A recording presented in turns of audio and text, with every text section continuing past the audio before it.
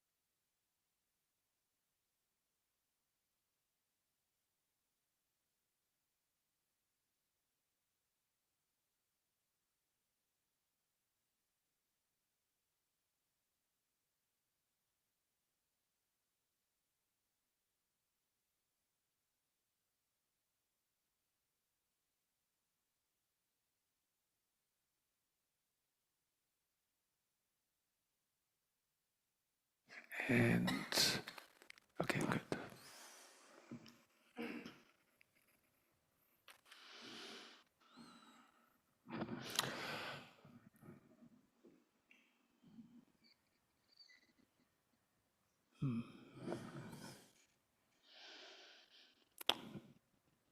So I have no plan, and I have a little plan, and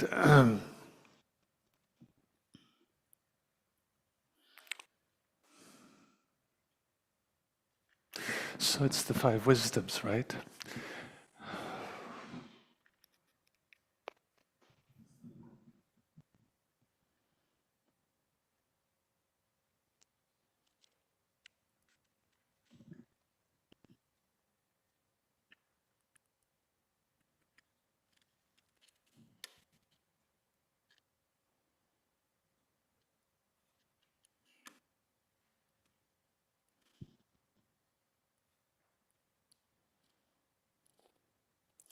So here we go into an area where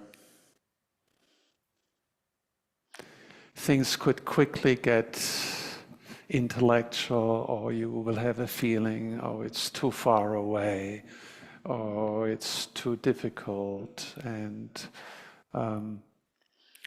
so I would want to bring it down to here as much as I'm able to help with that. And so how do we get here? How are we doing? How are we getting here? Is that a funny question?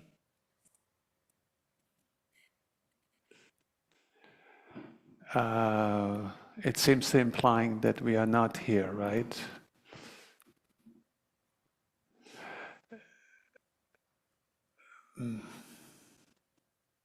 Now we are here.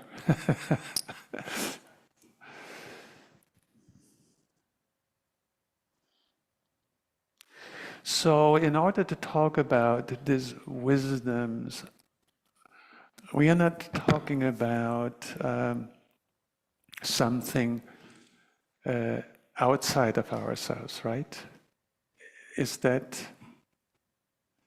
So we're talking about, we have a mind, right? We are here, right? So that's it then, right? Isn't it? That's all? Would you agree? No? Then what? Why? Then we're not here? There's still somewhere to go to where we were going to find a store where the wisdoms are on sale and we can... So how do we get to the wisdoms? Where do we look? What does looking mean actually? Are we...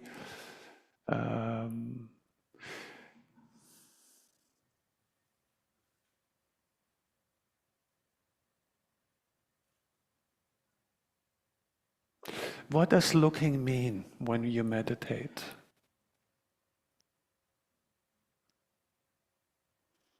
You all look at me. I'm not sure whether this is the looking I'm looking for.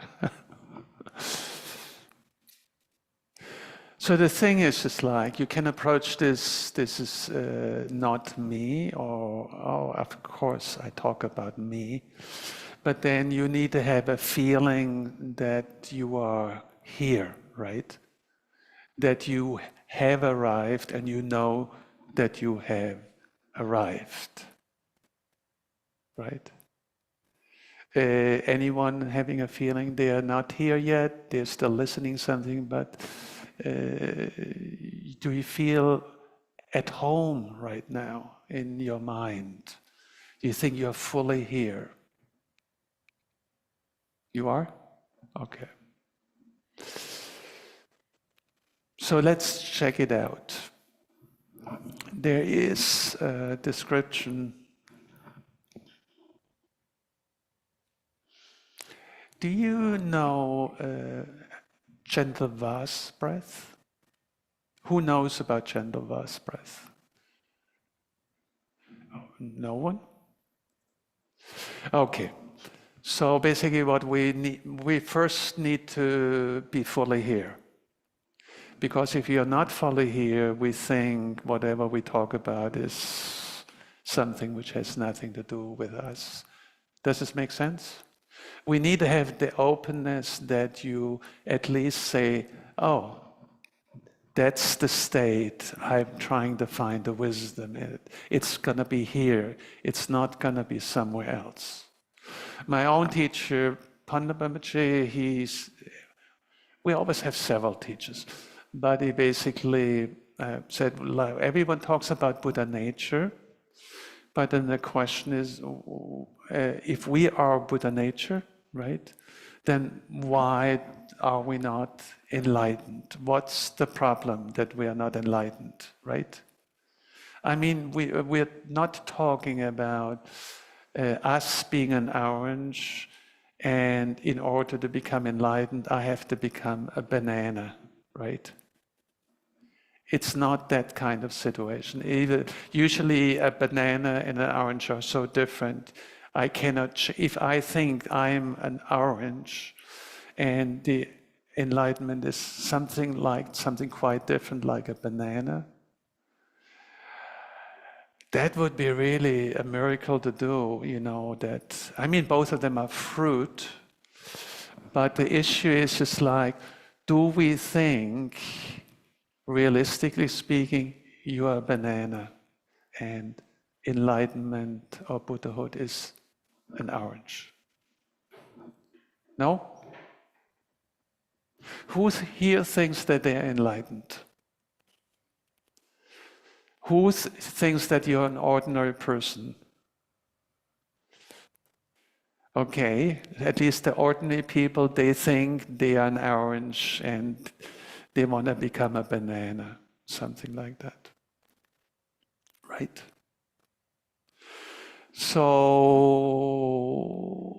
Pranab said something like, what's the reason, even though we have all this Buddha nature, Buddha nature means the 5 wisdoms, right? Even though we have all the Buddha nature and the 5 wisdoms in ourselves, why do we not think that we are enlightened, or why we think something is missing, right? And he said, because give you 1 minute. I want you to think about why you are not enlightened. What is your justification for not being enlightened?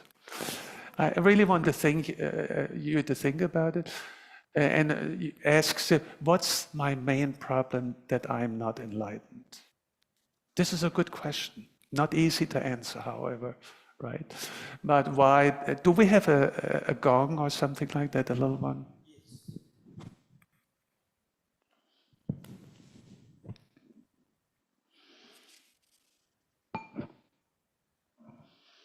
Okay.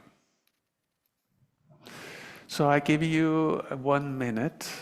So the whole 2 hours will be about making things personal and bringing you to a spot where you know, oh, now I know where I am, and I'm clear about what I wanna do, right?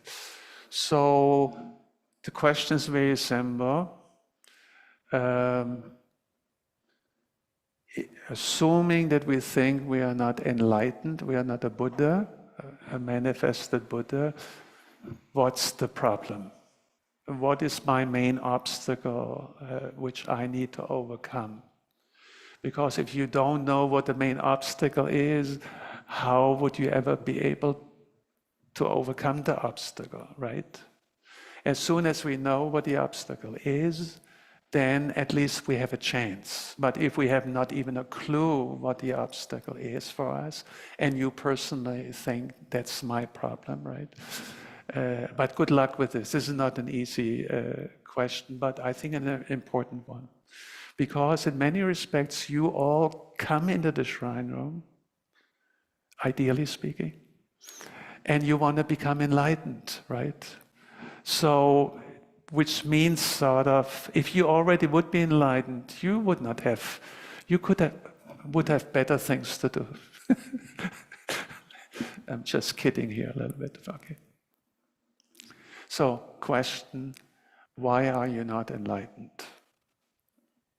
What is your main problem? Sorry? I want each one to answer that for themselves, right? Yeah. Okay, good.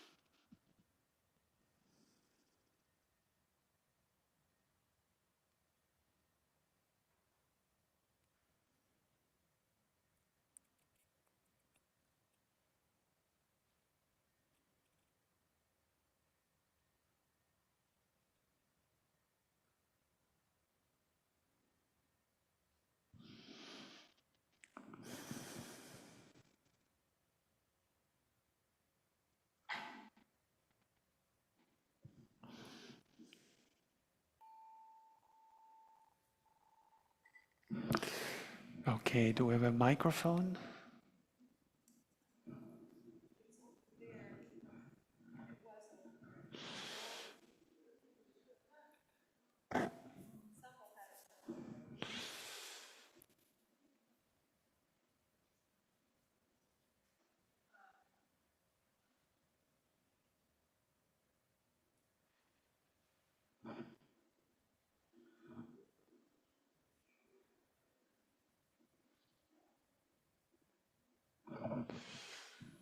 Okay. No? Anyone? I think we are not enlightened because of our negative karma, our impurity. Oh, you blame karma for it. Oh, easy. Easy. Okay.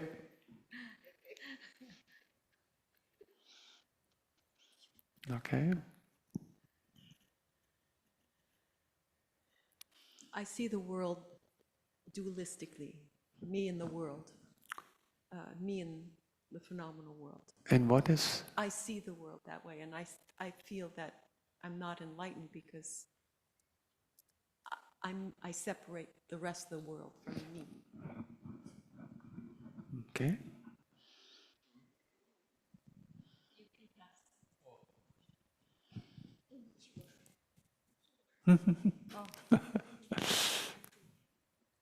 Oh, she thought her not enlightenment because her self-cherish and ignorance. Okay.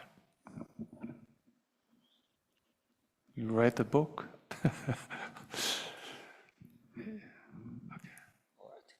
Personally, I think I'm not enlightened because I think I still have klesha. Okay. Yeah. Okay. And I still experienced Okay. Okay. the emotion of the of the 6 realms Okay. on daily basis. Good.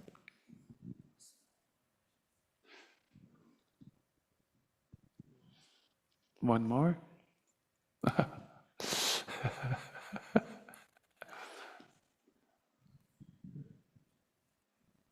No. Okay, it's fine. Yeah. The exercise is very similar. That we need to have a working basis, right? Where we. So, for example, Pandabhamachari answered the question, "Why are we not enlightened?" He said, "Because we want to become enlightened tomorrow." Yeah. Right? So that was his answer. He even put this in a book, right? And then he said, because we want to become enlightened in his way, and because that he said doesn't make any sense because I want to become enlightened. That's why I'm not enlightened. But the point is, tomorrow we want to. Tomorrow, what are we going to say tomorrow? I'm not. Today is also not a good day, but tomorrow I have some time between 2 and 3 o'clock. I will become enlightened then, or whatever, something like that. But in any way, so these questions are not easy, right? But if we are not asking them, we have not a clear purpose what we are working with, right?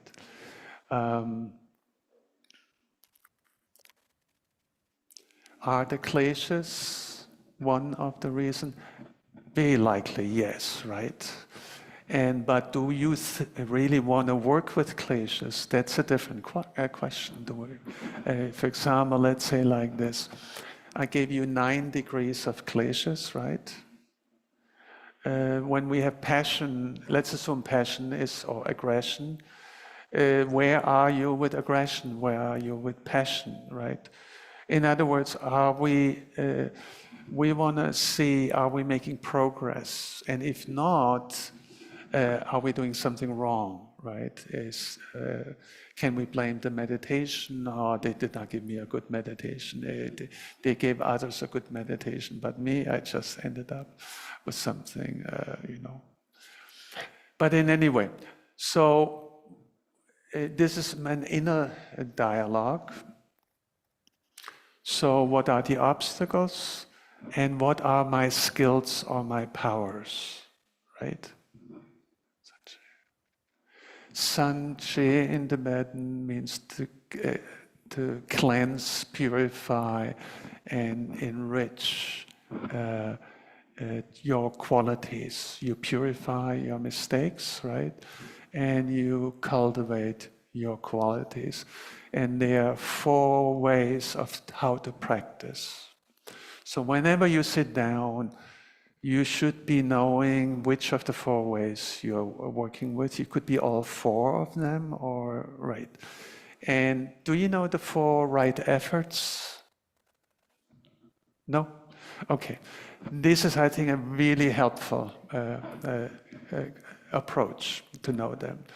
So there are 2 situations. A klesha has occurred and is occurring right now, and you want to put effort into to overcome it, right? Number 1. A klesha, number 2, a klesha is about to happen. It's not happening right now, but you feel it coming, right? And you want to prevent it from manifesting.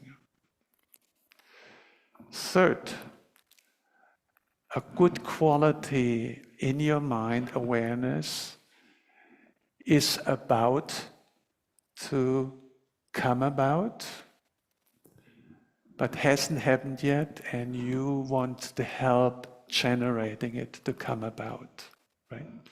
And the 4th situation, of course, the virtuous mind or good mind or skillful mind has manifested, and you want to strengthen it, right?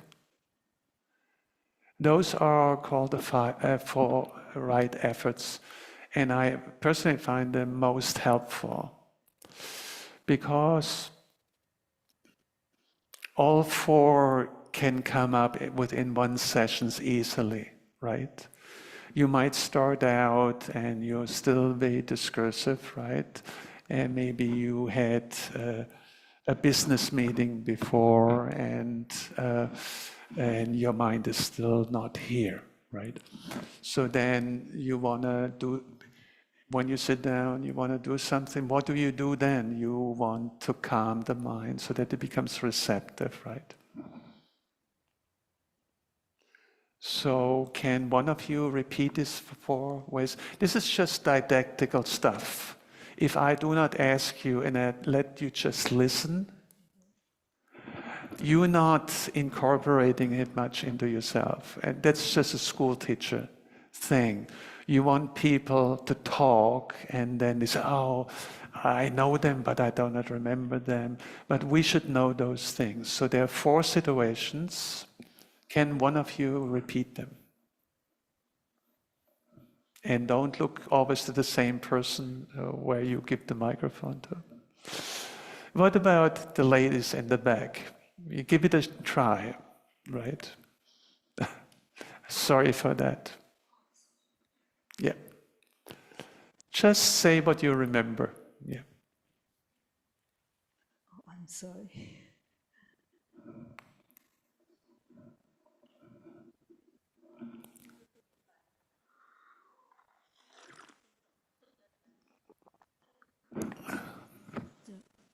You mean the 4 directions? The 4 options here. Number 1.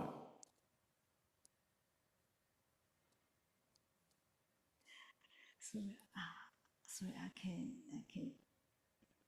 I can say sorry about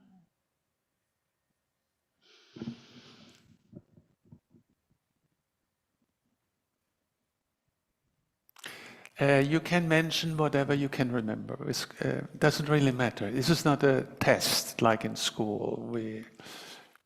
Right?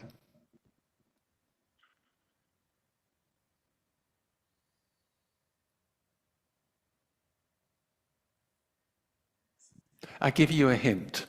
We either want working with kleshas or with the qualities, right?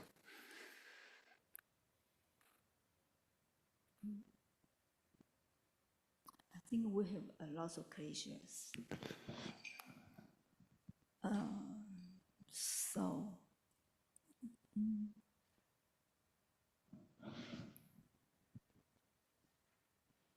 It's okay. It's no problem.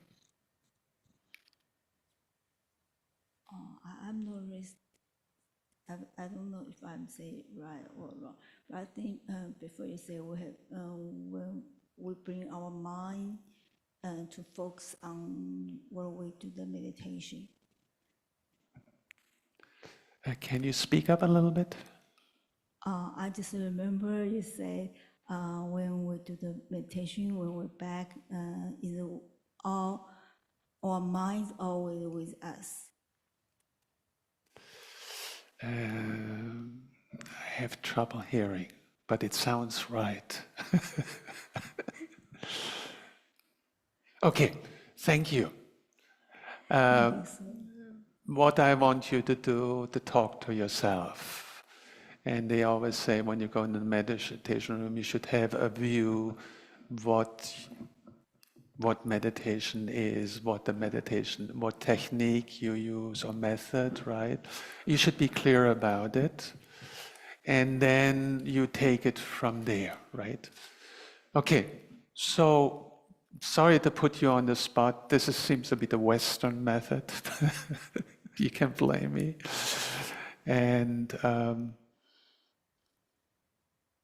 And I can tell you, when we started up the Kshetra, the Buddhist college in my monastery, the first year we studied Lorik, the classifications of mind. And we were asked by Pandam a very simple question, what's karma or what's the first skandha? And it was very embarrassing. It was very embarrassing. Hardly anyone could give clear answers, even though the people who attended it were really good teachers, right? And they were really good people, right? And so it's at first, there's something we should be familiar with, but we also need to pinpoint what is important, which aspect. So the 4 aspects, ways of working with klesha for right efforts, I think they are important. They are very pragmatic, right? Okay, so let's do this meditation. I'm just going to read it out to you. This, I think, fairly sure was the source of it is Trungpa Rinpoche's instruction, right? The body should be relaxed in a base posture. Place your hands palm down on your knees. Relax your chest. The upper chest is not directly involved in this practice. Breathe. First, let the breath be as it is. Breathe through the nose. Then the mind. Then take a slightly deeper inhalation into the belly. Does everyone understand this? What it says? Okay, good. So basically, you just use your breath and you breathe them, you bring it down to the belly, and then you simply hold it a little bit without any questions what to do. So then when you breathe into your lower abdomen or belly, attend to the breath as you inhale and fill into the lower belly area. Keep the upper chest relaxed, feel a slight pushing downwards from above as you complete the breath in a simultaneous pulling. So in other words, you do the following. It's very complicated, watch out. It's very simple. You breathe in.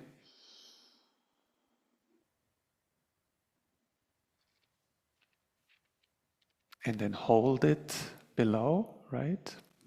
When you do this, look straight ahead. It's very simple. You just breathe in.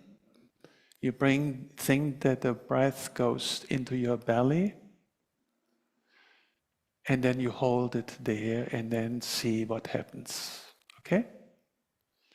So why don't we breathe out all together? Then breathe in.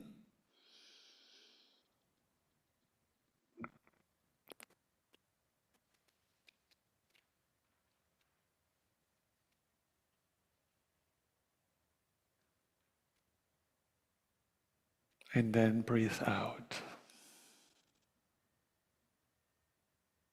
Do another breath. Breathe in.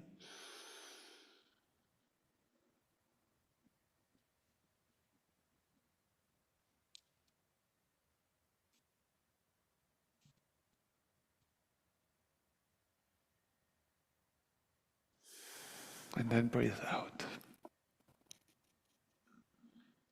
When you do that, usually much of your thoughts stop.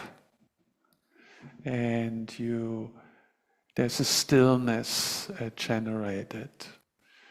And you can do that from time to time. For example, when you start your meditation, you can simply do that, right? And there are more elaborate ways of doing this at the beginning of a meditation. But this is a standard way, right? And in that way, when I asked you, what does it mean to be here? Just simply breathe in, hold it, and experience whatever you're experiencing. So maybe just do this on your own, in your own pace, and then just try to be here without intellectualizing, just experience the space. Why don't we do this for a few rounds?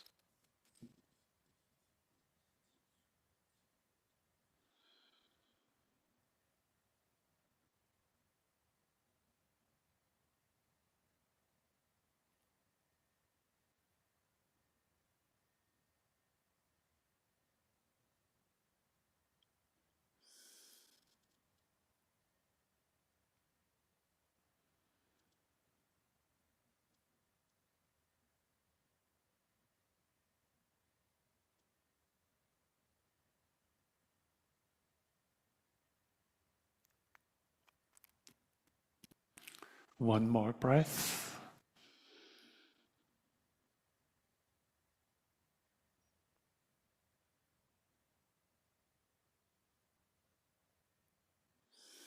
Okay, good.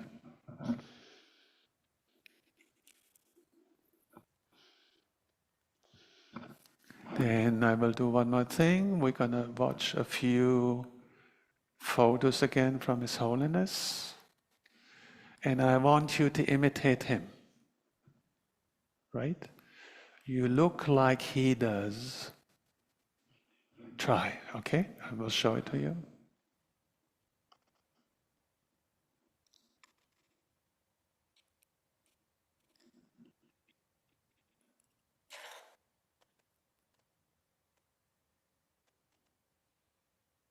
Where did it go to?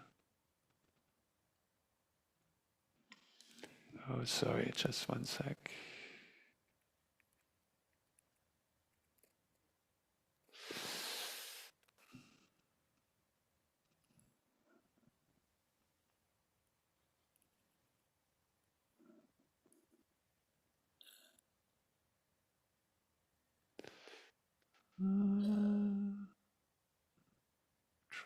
Oh, here we go.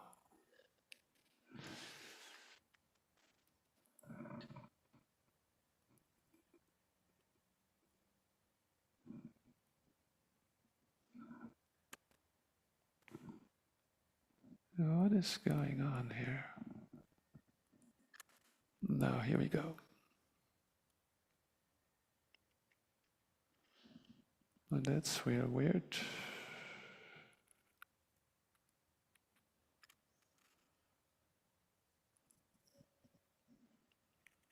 Share. Here we go.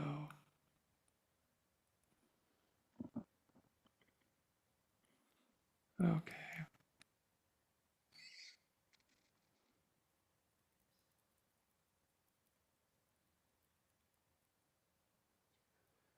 So try this one, okay?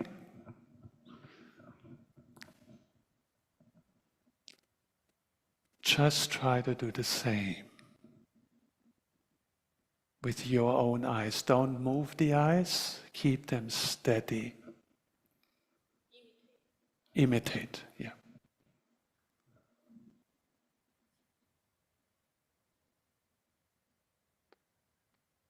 Trungpa Rinpoche described this, that you feel the warmth of your eyeballs. It feels like they radiate out in the different directions and they are just relaxed. Don't move your eyes and just feel how would the world look like if you looked that way.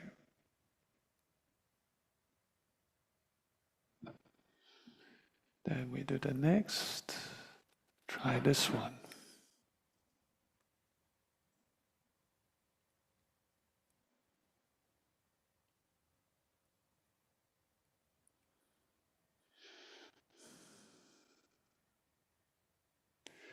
This is when he instructs Shama Rinpoche, Taisita Rinpoche, Chamgum Kongtrul Rinpoche, and Gyaltsab Rinpoche. They're sitting in front of him, and he teaches them how to meditate. 16th Karmapa. So just try to hold your mind as he does.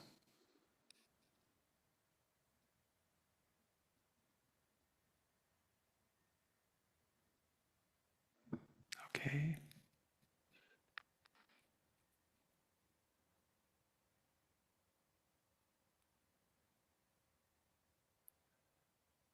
I want to have, no, this one. I look for one particular one.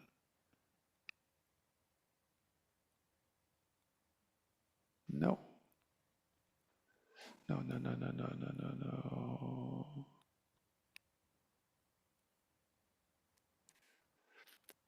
Now look into his eyes. Usually the left eye and the right eye are different.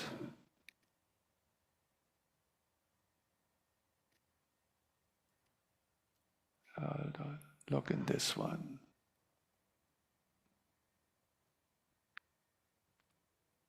And now I give you a few hints. One eye is usually more like space, and the other eye communicates with you, interacts. Let's see. Which eye is like space? Which eye communicates? Which eye is like space? Which eye communicates?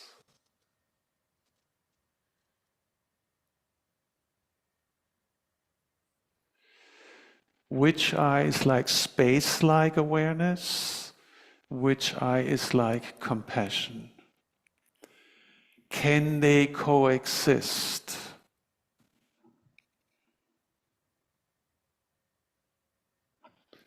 Okay. Which eye communicates? Which eye is like space?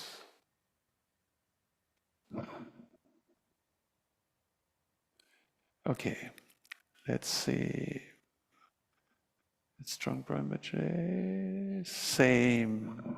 Which eye is like space? Which eye communicates? Oh. Looks very similar to one of the first pictures of the Karmapa, right?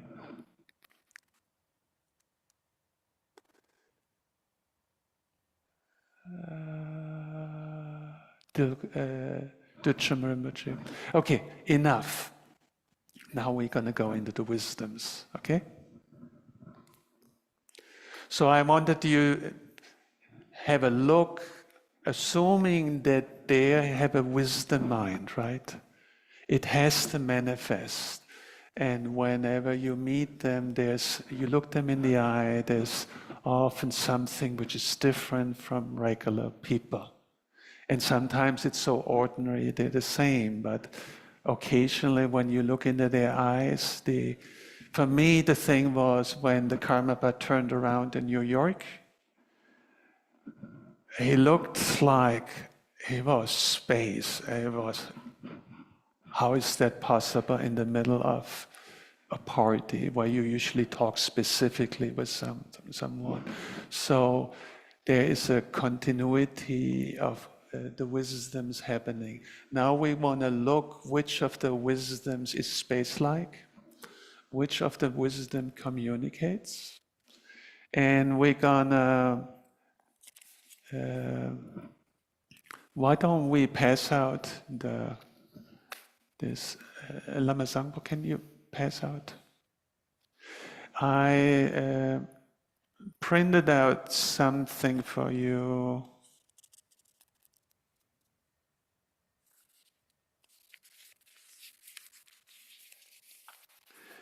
Most of it I just want to quickly show to you what you have, and you can read it at home. So I want you not to worry too much with writing down right now, because I have written things down. Actually, I've copied you texts which discuss the 5 wisdoms, right?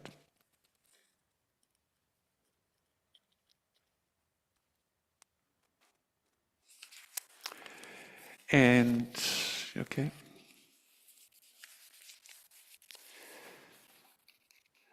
I will later on, let me just see.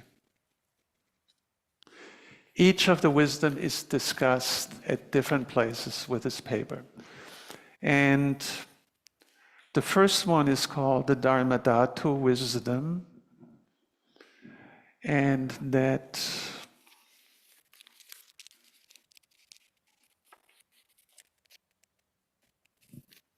let me just see.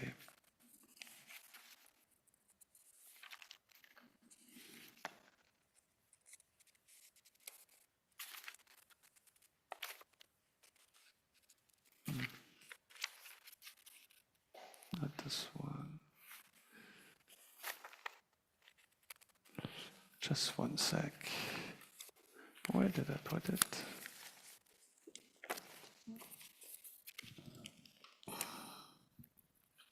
Yeah.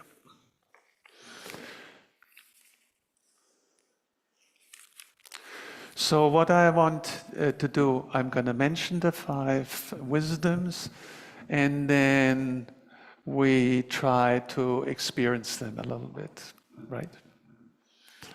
And one is called Dharma Dhatu, wisdom which means emptiness. Now, emptiness does not make sense to many people. It just cannot make sense of it. So then you can replace it with momentariness, just whatever happens right now. And that whenever you're in a moment, you're always in a space, in a field. Right now, for example, you're in the shrine room, right? And it's this whole shrine room, which is your mind. You experience it. So space-like awareness is not limited to the shrine. It's unlimited. Whatever you experience, that's the space. As if nothing would need to be in the space, it's just a field, a world, right? And so it's not a complicated thing. So whenever our mind experiences, it is like a field, a world. It's a space. It's not something over here and the object is over there. We're always in a world, right? And so without thinking about what's in this space, it's called sort of space-like. The analogy used is it's like space. It's not a point, where you have a here point and there point. It's more like a field. So that's the fundamental space, and that's related to emptiness. Then when you have this space-like experience, The next wisdom is called mirror-like wisdom.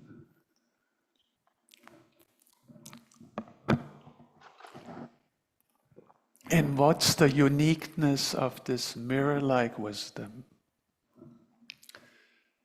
It's luminosity. The space is not a dark space, an empty space. It's an intelligent space. You know you are aware in this space, right? Right now, for example, you know, you're seeing me, you're aware of a space-like space. It's an awareness. This cup doesn't have a space-like awareness, right? It doesn't know me. You take it for granted that you are knowing, like, oh, I always know. That's not a big deal. Oh, it's huge. It's completely different from a cup. A cup does not look at me. A wall does not look at me. The mind is made up of knowing. And we call this then the wisdom, next wisdom. So in other words, we have the wisdom, space-like experience, emptiness. Then the next aspect of your mind, it's this knowing. I always know. There is not a single moment ever where you do not know. That's a pain in the neck. You never get a break, right? But you need to develop certainty of it. What about when I go to sleep? Am I dead then, or do I still know when I'm sleeping? Right? And then we, for example, have dreams, right? And we remember the dreams when we wake up in the morning. Also nowadays, scientific can do, they can test the brain, and the brain has certain brain waves. They can tell you exactly when you are dreaming, right? So there's even when you sleep, there you are actually awake. You have awareness. And there's something called dream yoga, which nowadays are called lucid dreaming, where yogis or also not even Buddhists, they just have the ability to be awake while dreaming. Yeah. I had one friend who said she was always, 30% of her dreams, she was always lucid. She was aware that she is dreaming. That's unbelievable. So if you, in order to have certainty, to realize it, you are in contact through knowing the world, right? It only happens because you are a knowing entity. You know. And what we talked before, each of your knowing is completely unique. There is no duplicates. There will never ever be a second you in the world. Even the Buddha cannot be you, right? So whatever you experience, you better appreciate it. You cannot say, yeah, everyone has seen that. No, no one has seen things as you see things. And that also then has this, you have to, because it is your mind, you can change and influence how you see the world. Then you have people who have an artistic perspective, right? And then you have musicians, they see the world different. Dancers see the world different. We had a royal ballet in Stuttgart, in Germany.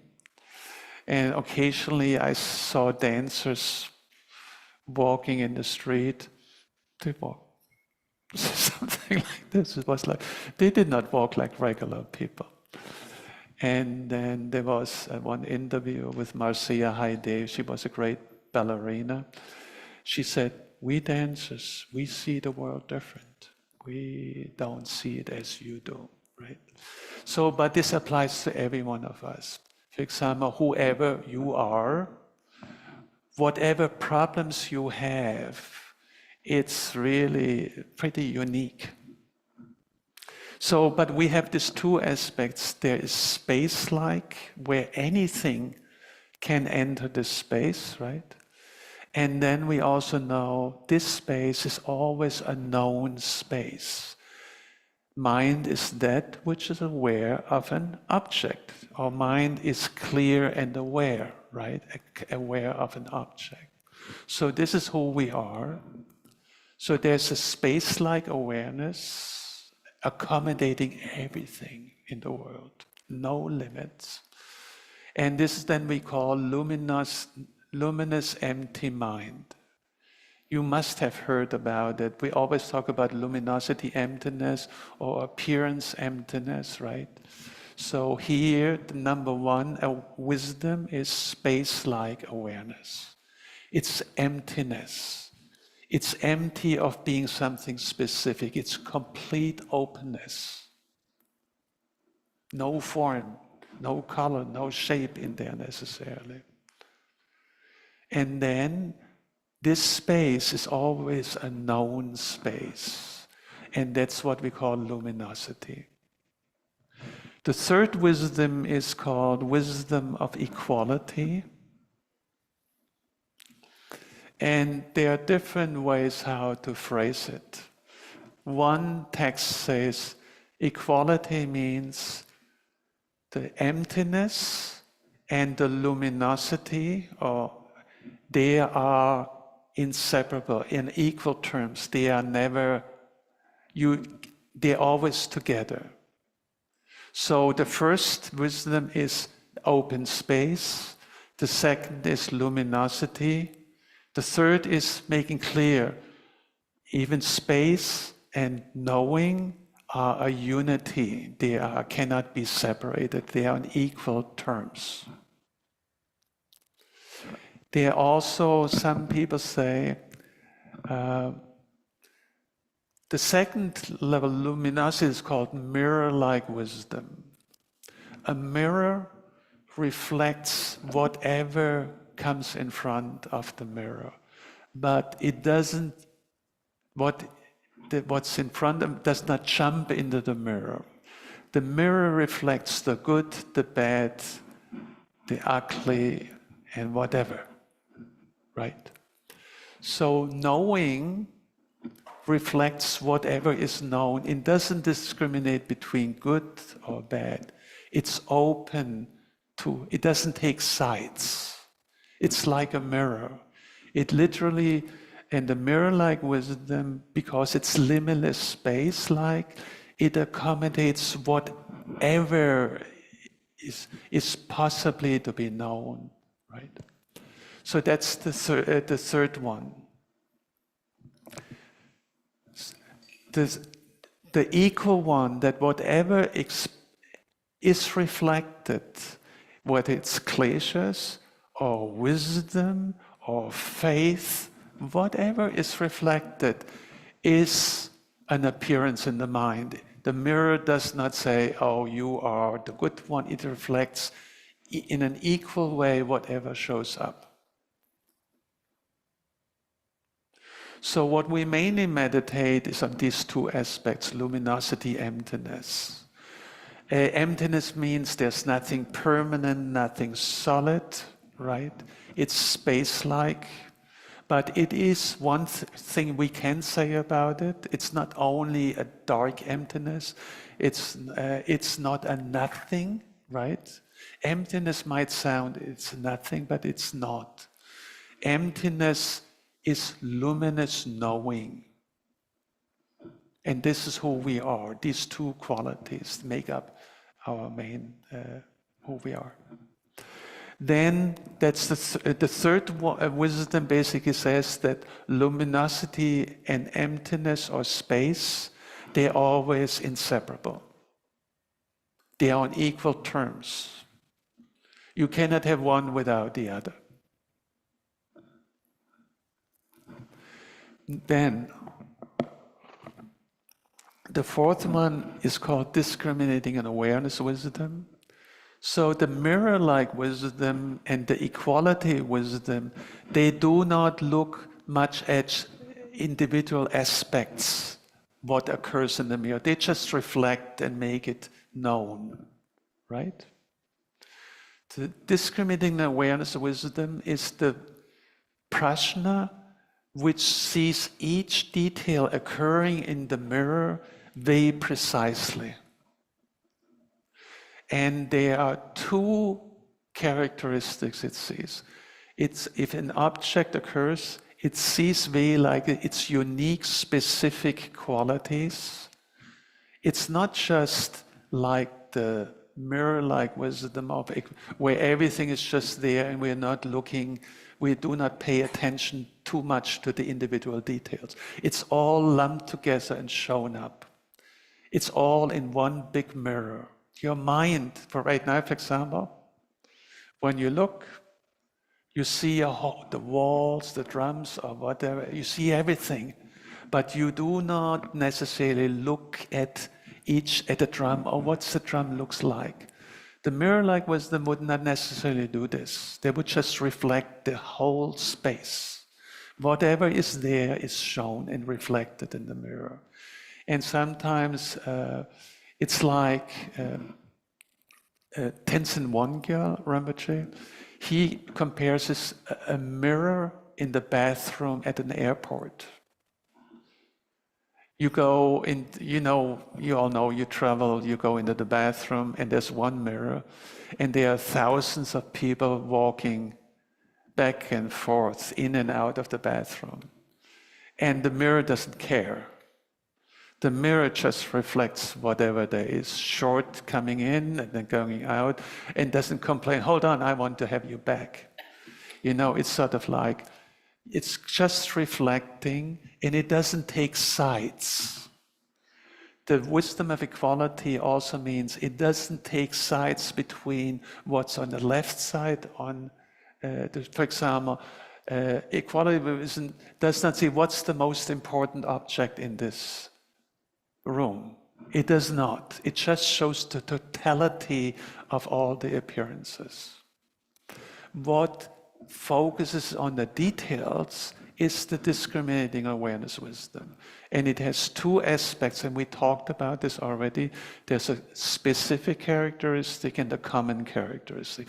The common characteristic is that it's momentary. Whatever is reflected in the mirror is common. It's like space, like emptiness.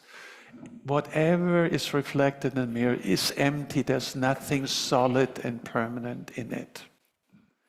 But at the same time, it is also specific. Red is red, blue is blue, blue is not red.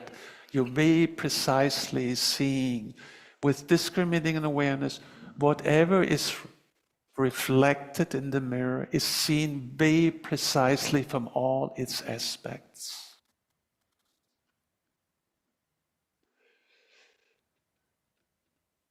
Now, there's one more wisdom left, and that's the all-accomplishing wisdom. So up till now, what we have a knowing space-like awareness, like right now. Space-like, right? You never can shrink it. It's always space-like.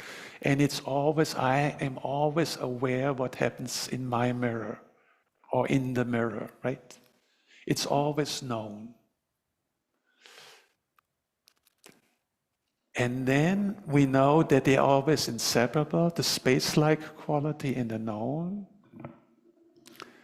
And then we have one wisdom which just focuses on all the details.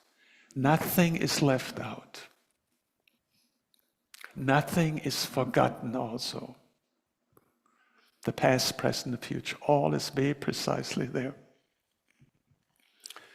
And then, once you have a very correct awareness of what things are in terms of their common characteristics and specific characteristics, then when problems come up in the world, you know exactly what to do.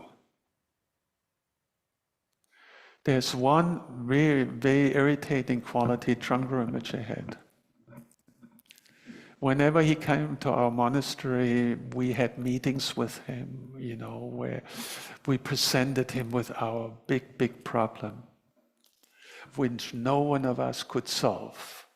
There were always one or two big problems. And so we said, well, we're not sure whether he will know an answer to that. And it will be difficult, but let's see what he has to say.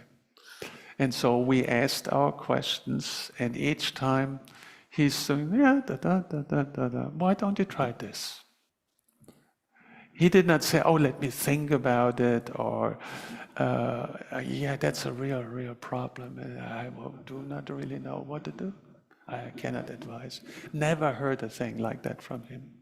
It was very irritating. We all had cracked our heads trying to figure out what's the solution is. And he, without any preparations, just listens to the problem and says, oh, why don't you just do this, And then we looked at each other, why did we not think about that? It was so obvious, right? Then as soon as we know the answer. It's like fixing a fridge or a computer where you do not know, but where's the problem? And then a computer specialist comes along, or a repair person says, oh, you just do this, right? So basically, those are the 5 wisdoms. And they are not presented right now as in the Buddha realm. They are very simple within our own tradition, that they are relatable things. For example, let's do something like space-like awareness. Now we're going to go back to the pictures of His Holiness, and we're going to check, does he manifest the space-like awareness, for example, right? Want to do this? We're going to test him and see whether he passes the 5 wisdom test, right? Okay, so let's see.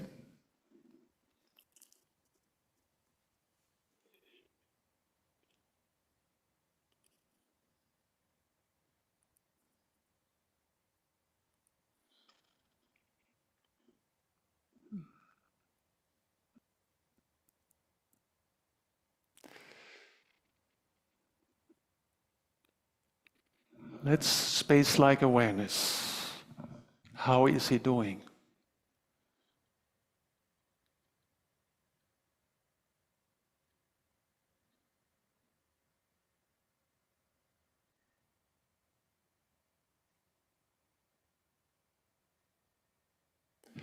Try to imitate him.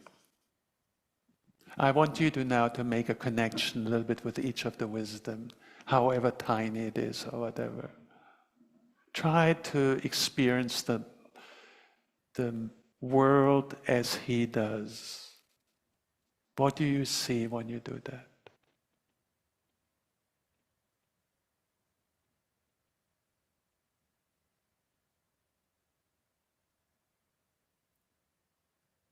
Are you becoming aware that there's a whole space right now? For example, this beautiful shrine room, it's so easy, right?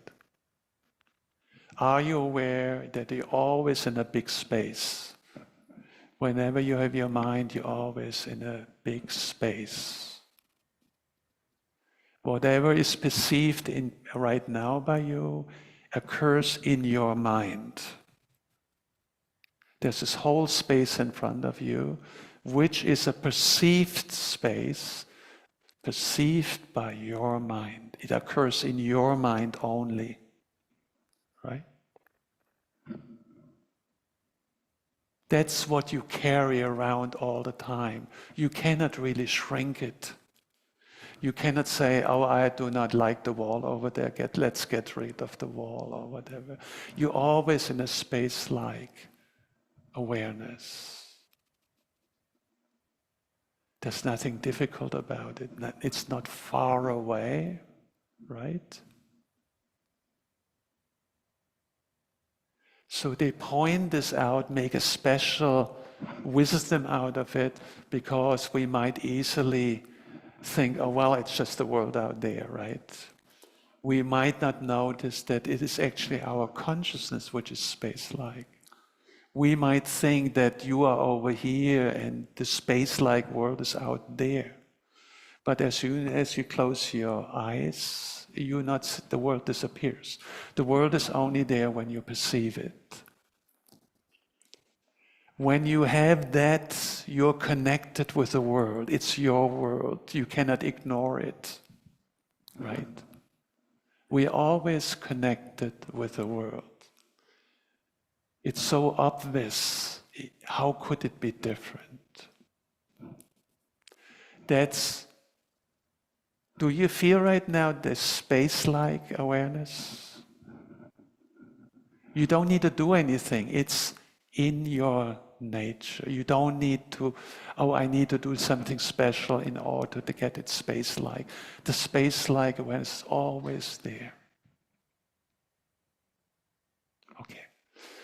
Then let's look about this one. This is even worse. It's so space. He seems to be looking with his eyes backwards, right? And whenever you meditate, Trungpa Rinpoche suggested that when you maybe can do that, you look straight ahead, and then your eyes, you feel the warmth of your eyeballs as if it would be three-dimensional, and as if they would be looking in all directions. But you just feel the warmth of the eyeball. That's what he advised in order to generate a space-like awareness. Try that. Just be very still, be upright, and just feel your eyeballs, the warmth of your eyeballs.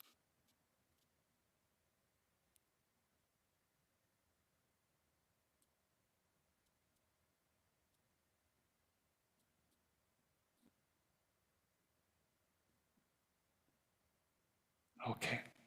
Try this from time to time when you meditate. There are these little tricks which make a huge difference, right? Okay.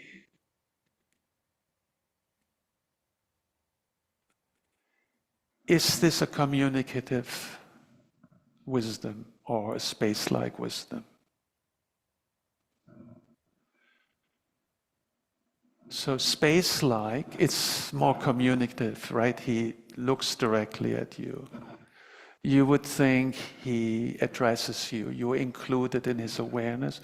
However, the left eye is sort of more space-like.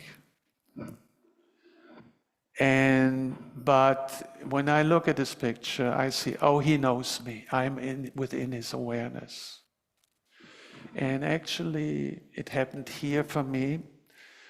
I think at some point I mentioned that I was here when His Holiness Karmapa came, and I was outside, right? And then I said, he's omniscient, but there were so many people there, you could hardly see him. And then I said, I'm really interested whether he would see me. And I swear to God that when he walked, there were lots of people. He had this awareness, and there was just one little glimpse where I could see his face, and then it was already gone. And I swear I felt he looked directly at me, right? And I just was wondering, how is that possible? It's only possible, I'm sure that other people had the same feeling, right? But it's only possible if you have a space-like awareness. I give you another example. Trungpa Rinpoche used to have this thing where someone gets close to him, he went, he did this. Put the finger, even when they had cups or all kind of things, hey.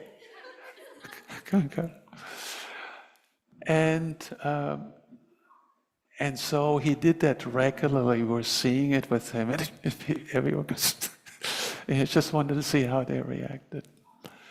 And then at some point, this was as an encampment where we all were sleeping in tents and stuff like this.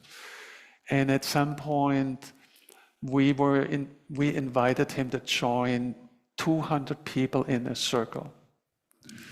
And then the person who organized it and said, look, he's going to come down and I'm going to greet him by raising my head to my head. And when I lift my head, you all say, boom, together. And so we were getting ready, and I got really, really nervous. I thought, if he goes like, he cannot be enlightened. You know, there's something, he's not there yet. So I was really getting nervous, and I said, oh, maybe we should do that. And then he comes down, and I said, I'm going to watch him really, really close. And so he came down, and then this person lifts his head, and literally 200 people at the same time, loud poop, right? And I expected some reaction in his face. There was nothing at all. There was nothing whole. Not even the eyes, the pupils changed. That was shocking to me. How can that be? And the only answer is that you are space-like. You do not consider anything to be foreign in your world. That's the only way I could explain a thing like that. Your awareness is so wide that it's all accommodating. There's no defense mechanism. In any way, for me, that's a wisdom manifestation. And so where were we? We want to look, their communicative wisdoms, right? In particularly the discriminating awareness wisdom and the all-accomplishing wisdom, it really interacts. His Holiness Karmapa is not always just like this. Here he just seems to, where is he, right? He just seems to dissolve in space. That's one of the wisdom. But that wisdom is inseparable from the luminosity, and it's inseparable from being also communicative, radiating out compassion. For example, when you look at this, one way is engaged with you, and sometimes the one eye is very warm, and the other one is space-like. So let's see this one, for example. It's sort of like, this one is space-like, this one eye, I think, right? It's the other way around? Huh? In any way, let's look like this. This one is more sympathetic towards you, radiating, and you're included in his world. He will not neglect you. He basically shares whatever comes is within his world. Look at this. So this one is space-like, I think, more, right? And this one is very warm, communicating. This one again, one eye is always communicating. So basically what I want to say, it's good to look at the pictures because he unifies all the wisdoms from my point of view. However, in some photos, he is more communicating, more using the fourth wisdom, right? At other ones, it's all together, right? And that's basically what we want to have here. Are there any questions in regards to any of the wisdoms? We need a microphone. How late is it? Yeah, a little bit more.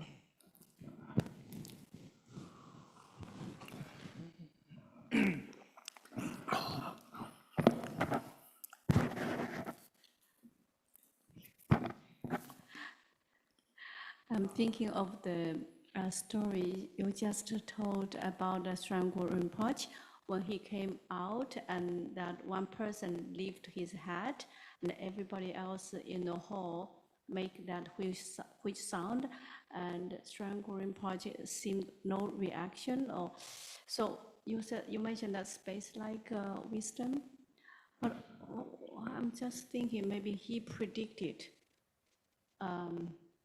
He knew before that happened, and he knew what's going to happen. I don't know if that's. Is that also space like a wisdom? That's the meaning. So you look at me, and you know that I'm going to pull you. You would smile. You would think it's funny or whatever. There would have to be one reaction. There was no reaction. It was just, that was shocking. You know, usually you would smile. You know, someone makes a joke, we smile, right? But this is just my interpretation. I, of course, also asked, was he filled in? But he definitely did not look. We would not fill him in. We would never do a thing like that, right? But then anyway, what I want to present, space-like awareness, all of the wisdoms transcend our narrow projections on how we see the world. The five skandhas, they are very limited, right? Each aspect of the five wisdoms transcends our habitual way of interacting with people. We usually think in particularly, we think the world, you are out there, right? We're very convinced, let me do this one thing, let me get out of this one. I want to do one more quick thing.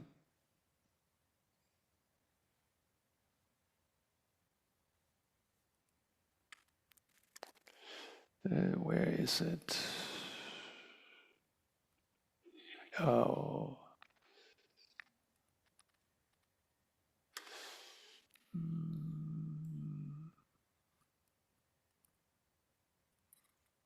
Where? Here it is, here it is. I want to do one more thing. We looked at this one, right? We should usually, I want to show you a few models. The non-dualistic view is not easy to get, right? We think usually the world is out there, it's separate from us, right? You are over there, you are not in my mind. If I would say you in my mind, people would put me to the hospital and say, you need to see a doctor, there's something wrong with you. But the fact is very simple. We usually perceive our worlds in a way that we think there's a subject and somehow out there there's an object, right? That's the normal way. An optometrist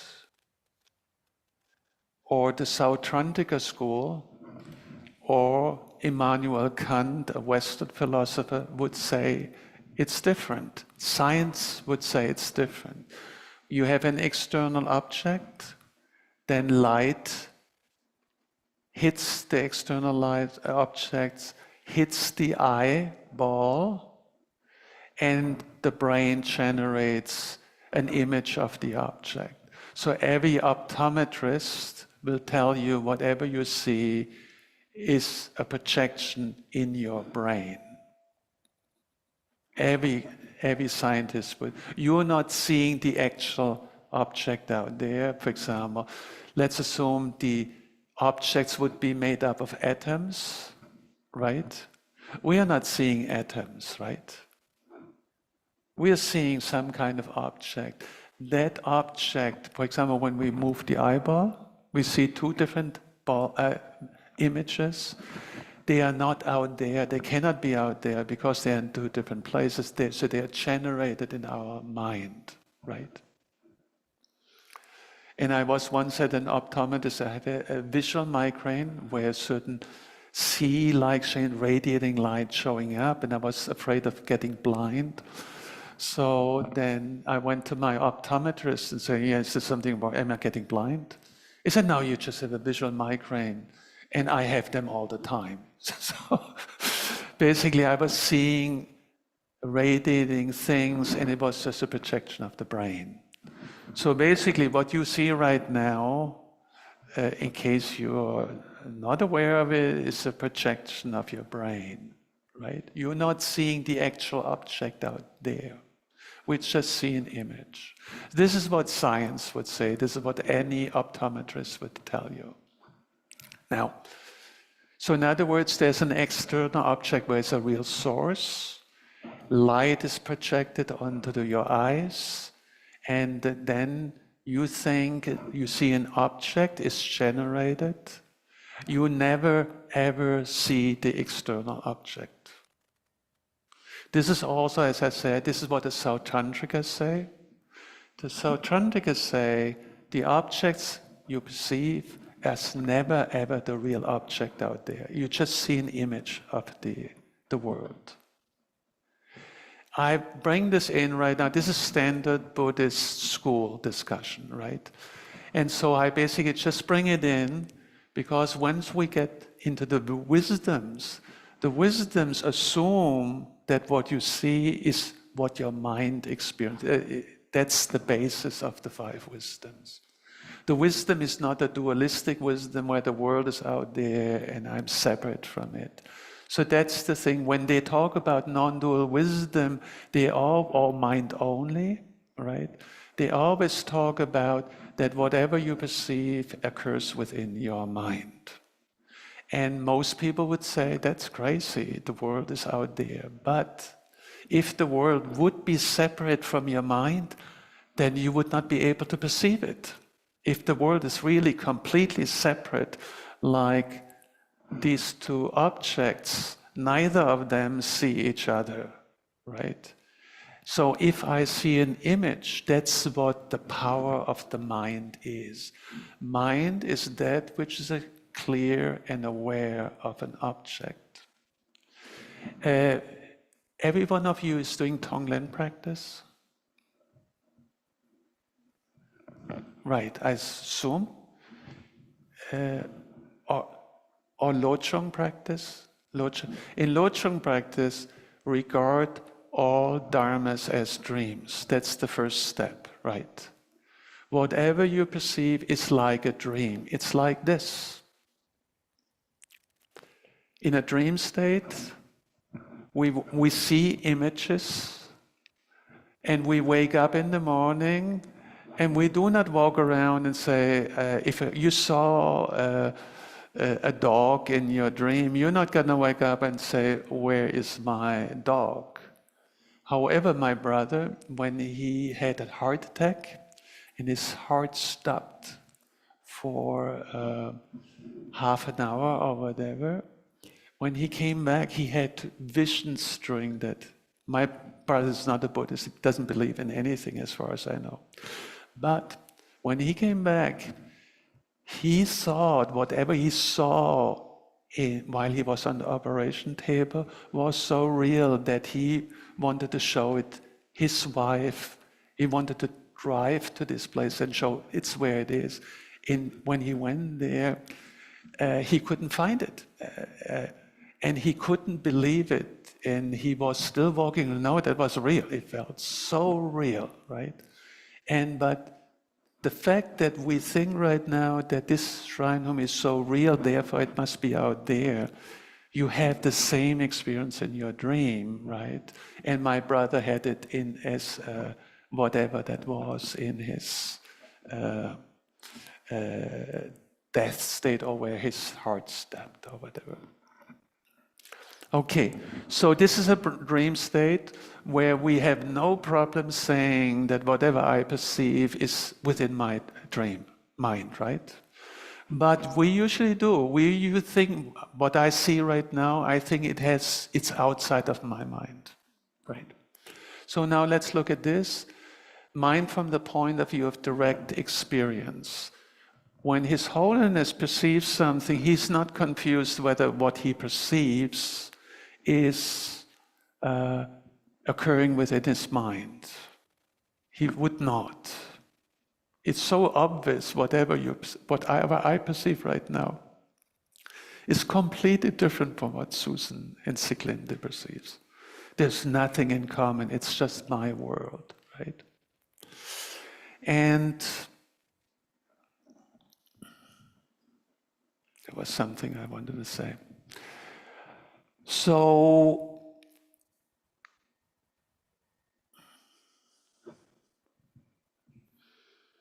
where were we?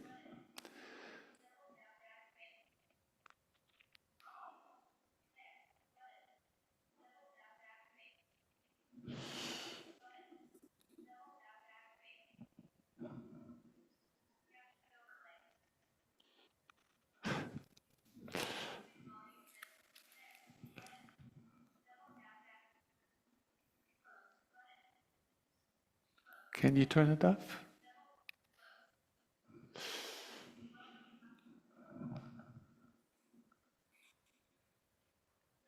Okay. So,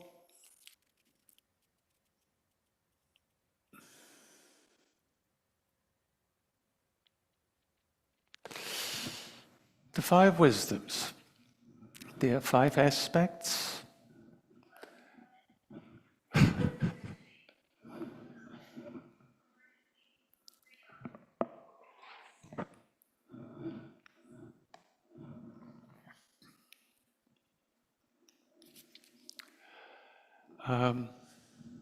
Let's do the following.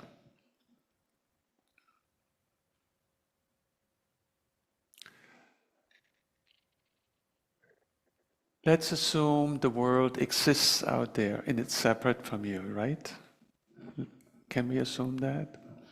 Then there must be somewhere between out there and here where the dividing line starts, where the world out there stops and my world begins, right?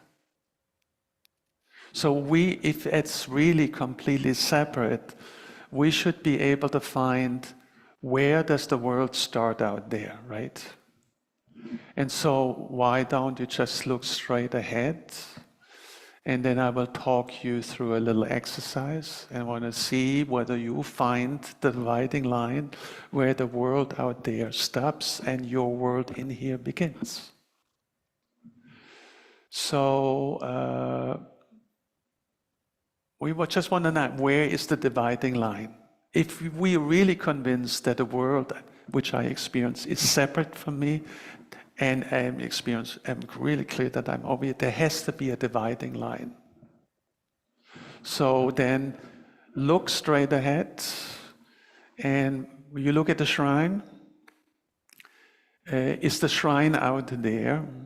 Is it the shrine you, or do you think it's out there? It's out there, right? What about me? Am I out there? What about the table? Is the table outside of you? What about Susan for the people in the back? Move closer and closer to you. Is it out there? Or are you it? Is the dividing line? Then go close to your nose. Is the nose out there? Well, no, yeah, it's actually, I see the fingers there. They must be out there. Then go inside of the nose, or think where do you start and where does the world end? Get closer and closer towards you. Try to find the line. Is there a dividing line?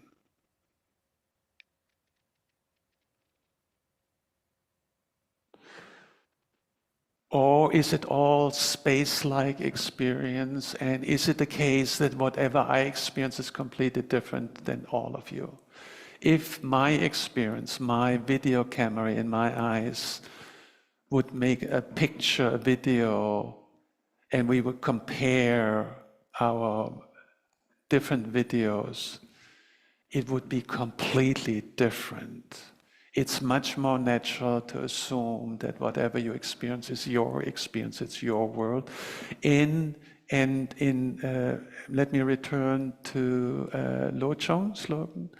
The first step in Mahamudra or is in general, whatever I experience is my mind. Regard all dharmas as dreams. That means everything is mind. Then we look at, and so mind exists.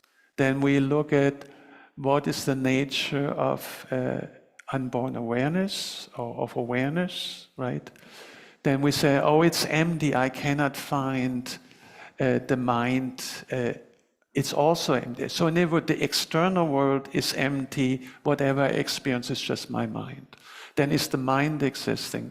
Step number 2, mind is also not existing. I cannot find it when I look for it. I cannot find a spot where it is. So therefore, both the external world and the internal world are both empty. So then, from that point of view, is it a dark space? Is it nothing at all, my mind? No, my mind is knowing. That's the third slogan, spontaneous awareness. And then whatever occurs in the spontaneous awareness is by nature self-liberated. So basically, these 4 steps are always in any meditation. Regard everything as mind. Then does mind exist? No, I also cannot find a place where mind exists. Doesn't have a color, doesn't have a shape. But one thing it has a knowing. Knowing is its nature. Knowing occurs and I experience that. These are standard steps. And the wisdoms, what they do, the first step is everything is emptiness. It's just like space. Then this space-like has a knowing quality. Step number 2, and this knowing world is engaged with the world. It knows the world so precisely that it spontaneously can then do whatever is needed.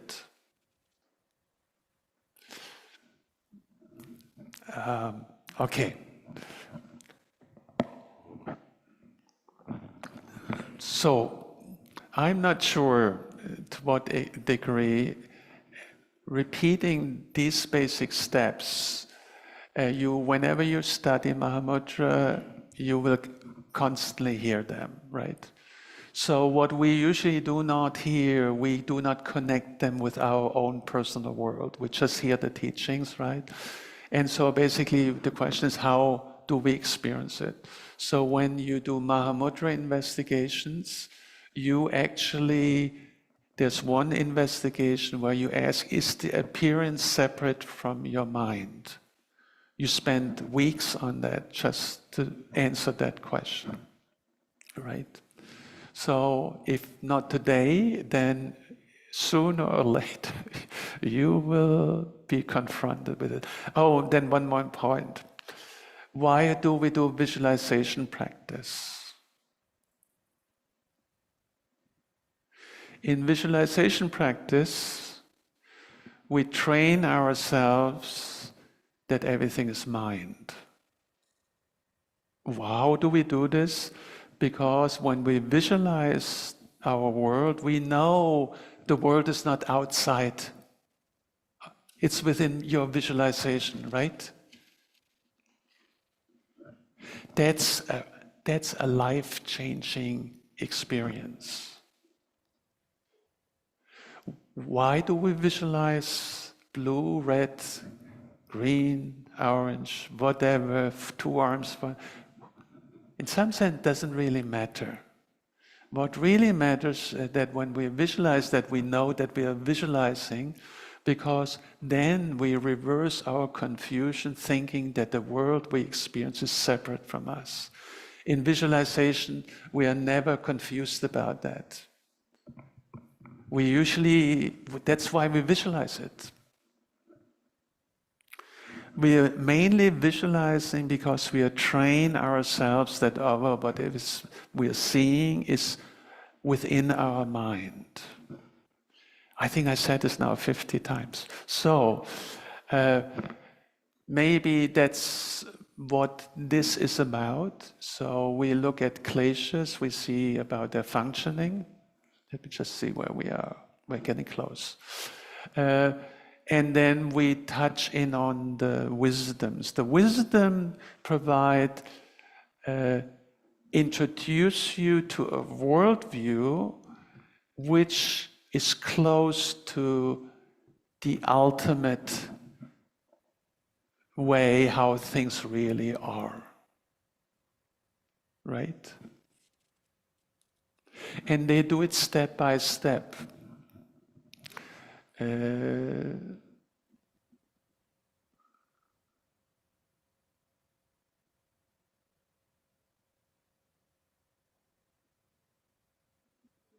just look at the shrine and say, how could it be outside? I mean, just like it's just so beautiful. It's like a painting. It's sort of, and I turn around and it changes.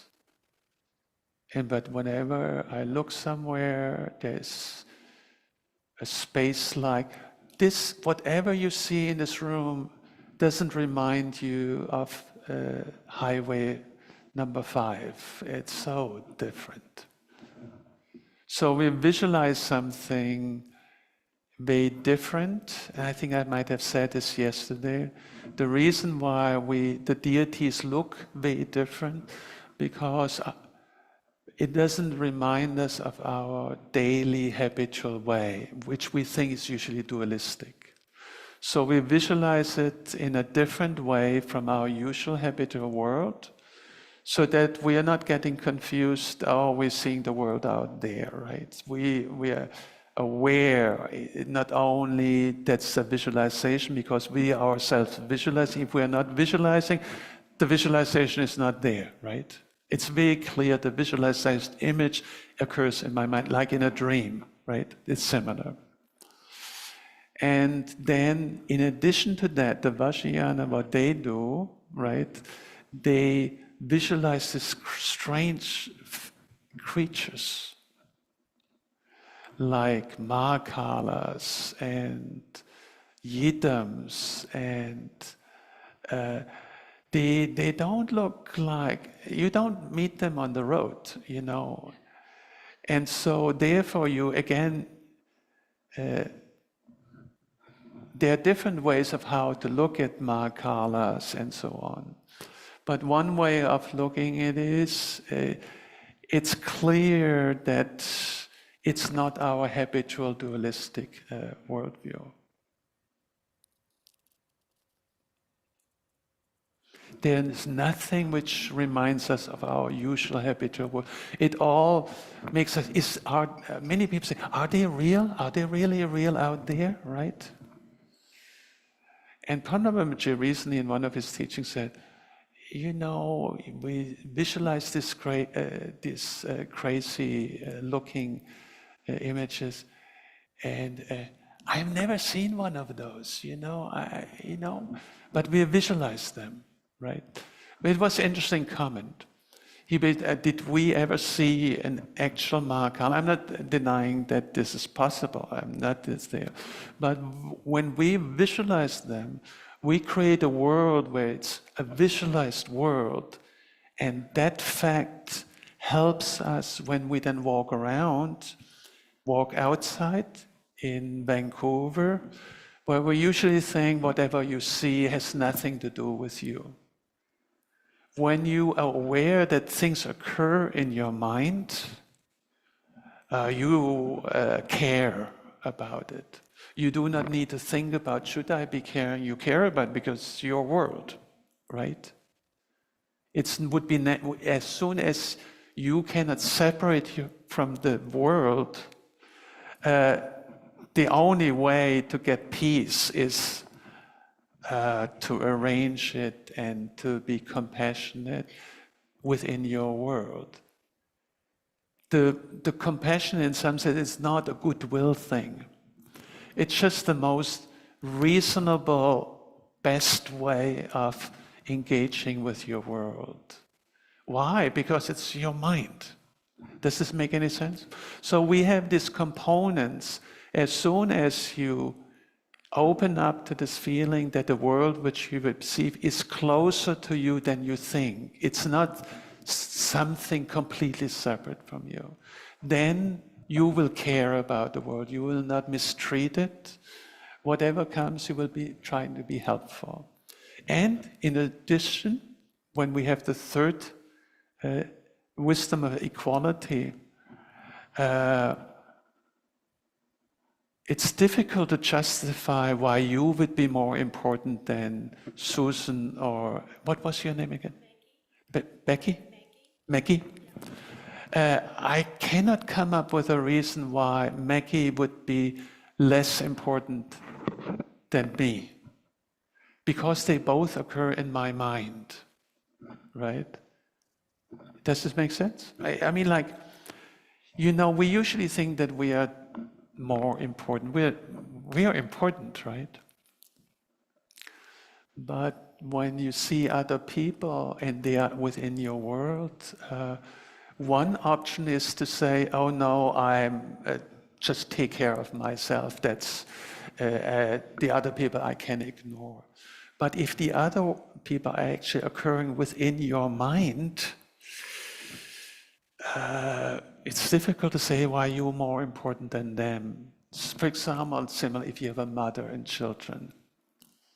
Are they all crazy that they do this all for their children? I mean, you know what I mean? It's like we are connected, and once we are connected, the wisdom of equality says there is no difference anymore. You are no longer more important than whoever you encounter. That is crazy from a regular point of view, but it's also so rewarding in many respects. You know, it's warm. It's a completely different, caring world. We have a German philosopher, and who is not a Buddhist, but very close to Nyingma thought. And he did not like use the word subject and object. He said they are problematic. So then the question was, what would he call the subject if he doesn't call it subject, right? Or the self or whatever. And he called it being in the world. So instead of him saying I and you and the things out there, he talked about himself being in the world, and the other people are also being in the world. And then he asked, what is the fundamental state of being in the world? What do you think? He calls it caring. He said, being in the world, the fundamental state is caring. It's not a created, an artificial feature, oh, I have to love you, or whatever, that kind of thing. But that I found amazing. That's the same as in the Buddhist teachings. The compassionate aspect is part of the wisdom of equality. You are no longer number one. That also does not mean that you are not included. You are included in the whole flock. And so basically, what bodhicitta is about, that we transcend certain habitual, limited way of being in the world, where we think, as long as I just care about myself and I can ignore the others, right? But as soon as you realize that whatever you experience, the natural first response would be to care. Not because you're a good person. It's just natural that it's your world and you want to take care of it. Okay, let me just see, I think we're getting to the close, and I have a feeling I say certain things again and again. You do visualization practices from time to time. You do Tonglen practices. All these practices are geared towards transcending your limited habitual version of seeing the world. And it feels good to do that. It's sort of satisfying. You feel like you become complete. And I hope I did not mess around with your minds too much. Even my people at home, when I talk this way, they are like you and say, what is he talking about? But my justification is that I basically just repeat what it's said about the wisdom. It's not that I sort of make it up. And so maybe from my point of view, if you have any questions, we have just 8 more minutes. We can also close whatever would be best.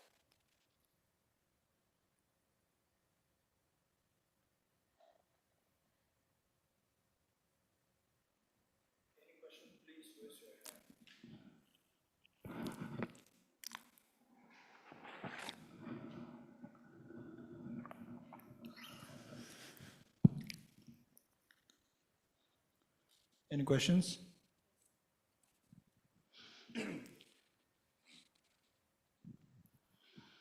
Do you get these 5 wisdoms step by step, or do they have how you develop them step by step, or you get them all together? Buddha. You're talking about you or someone else? Us, yes, everybody. You talk for everyone.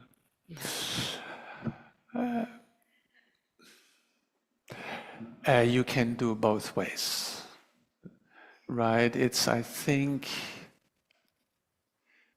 clearer and better if you do them step by step, right? For a while where you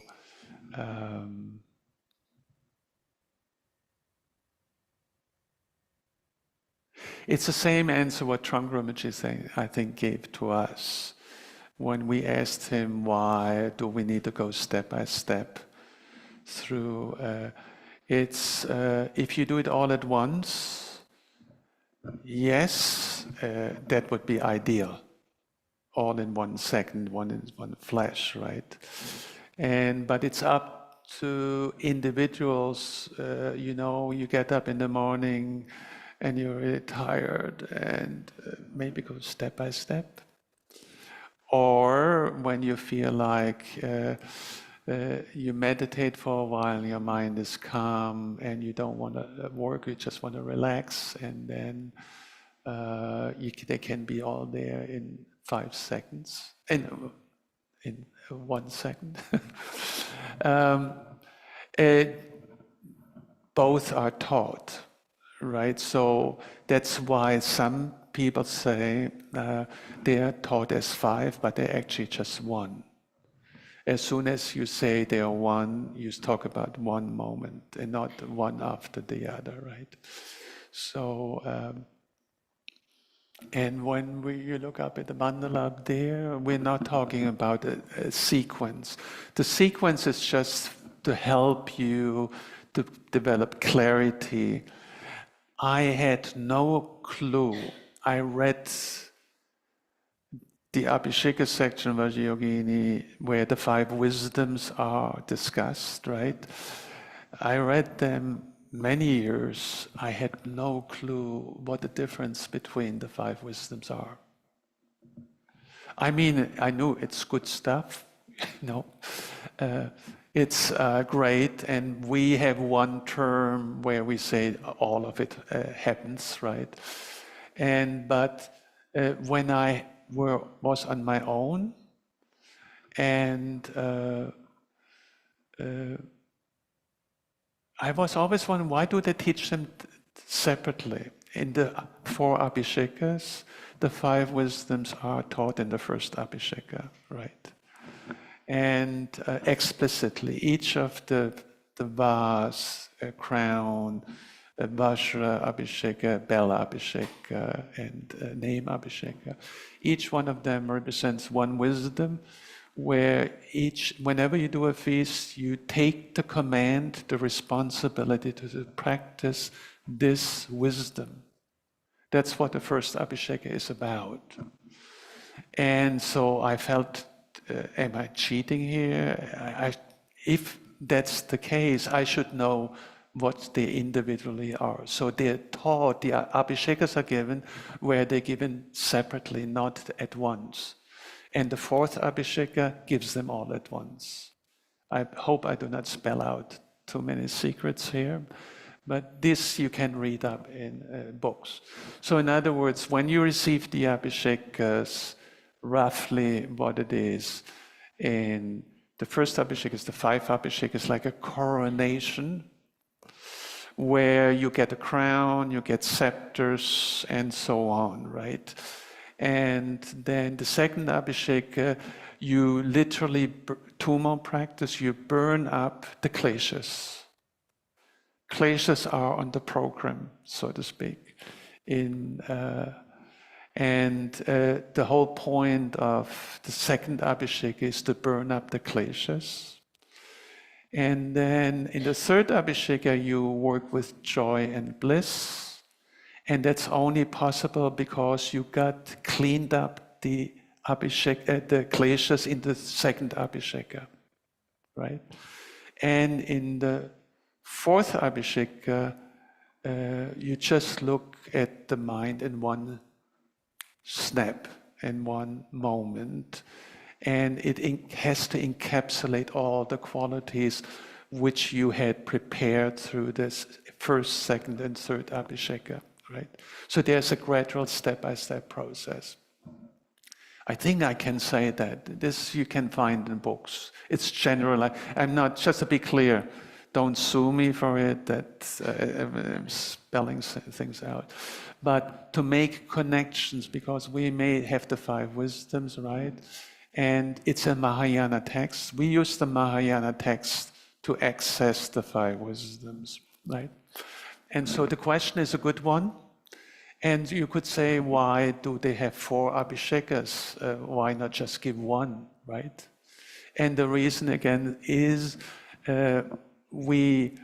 each time we do a feast and do the Abhisheka section, we encourage us in the next, we basically get an injection, some vitamins injected in us to encourage us to work further with the Abhishekas. The Abhishekas are sort of, so to speak, commands what you should be practicing. So that means the number 1 step, maybe we can take this out of this seminar, is to practice the 5 wisdoms. And each of the implements which are given to you, they represent one of the wisdoms. And so basically, then I say, then we should know what the differences of the wisdoms are. How can I practice them if I do not even know what they are? This is just my simple, narrow-minded German mind. It's just like, you got to know what they are, right? And they are not, in Mahamudra, they always say, people think Mahamudra is so far away, and it's so profound, and it's so difficult.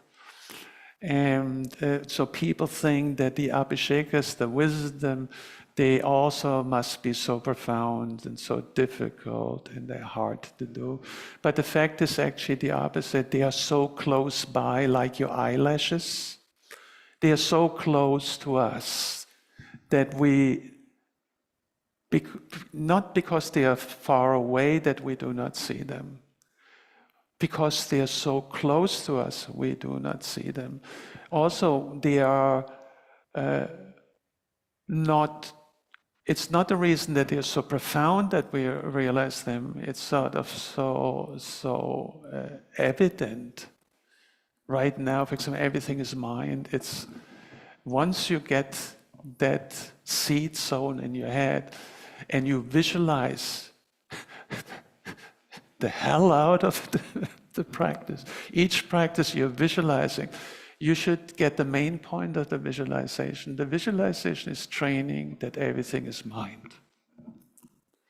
And so therefore I repeat the same thing 50 times. That at some point you say, well, now I heard it, and maybe I give it a try. And then once you have a practice, very likely you will need to repeat it again and again. So there are the stages. Practice is defined as in 2 stages. One is acquiring a knowledge or an experience for the first time. That's step 1. But that's just an hors d'oeuvre. That is not so difficult. Step number 2 is repeating the spontaneous insight you had experienced when you experience it for the first time. So in terms of Mahayana path, on the path of seeing, we acquire a direct knowledge of the reality of the nature of phenomena for the very first time. Up until then, we have only a conceptual understanding of it. But on the path of seeing, which is the 3rd path, we suddenly have a direct, intuitive perception of the world, and any doubt about what reality is faded, dissolved forever. Once you're on the first bhumi, you no longer ask the question, what is reality? However, you still need to repeat and wear out certain additional kleshas, and so therefore the 2nd step is repeating. That sounds pretty boring, right? Who wants to repeat the same thing again and again? However, because the first experience of reality, it's a freshness. You realize that everything is momentary. Boredom cannot work with momentary. Boredom needs at least 2 or 3 moments. But there is no longer 2 or 3 moments. There's just one fresh moment, another fresh moment, and you do not want to repeat the same moment. You want to repeat the openness and the freshness. And this, by the way, then we call bliss. Bliss is something where the mind no longer wants to be somewhere else than where it is. Whenever your mind still has a little flickering of not having quite come home, not being completely satisfied, it cannot be bliss. Bliss is something you want to be where you are. Because you want to, if you experience this bliss and you want to be where you are, you actually see what the nature of things are where you are. But if you have a mind who wants to be in the next moment or in some better space, you never look at the present moment. So therefore, bliss is a very important aspect, not because it's blissful, because it keeps you in the moment, and the only way you would want to stay in a moment if it's fulfilling and rich, right? So that's what bliss is important. Bliss is not per se, it's sort of a byproduct, but it's necessary because it makes you able to intensely see what's happening in this one moment, right? So this is sort of the psychology behind the whole thing a little bit. And yes, good question. So the 5 wisdoms have a period where it's step by step, and then at some point, Khenpo Tsultrim said, practice has to be that like you're in an airplane, and the airplane crashes into the mountain. You have that much time to flash on your mind. You don't have the time, oh, now what's step 1, what's step 2, step 3? The idea is, of course, that a moment is not divided into different parts. And we are only in the moment. So in the end, I think That's also what the text, these Rinpoches were saying. The 5 wisdoms are one wisdom of realization. That's how they call it, right? But that one wisdom of realization has all 5 aspects occurring at the same time. I think this is a good ending. Okay, so see some of you later on today, I think. So things never end, they just move on. Thank you so much. Let's share the merit. By this merit, may I attain omniscience, may defeat the enemy, wrongdoing from stormy waves of birth, old age, sickness, and death. From the ocean of samsara, may I free all beings.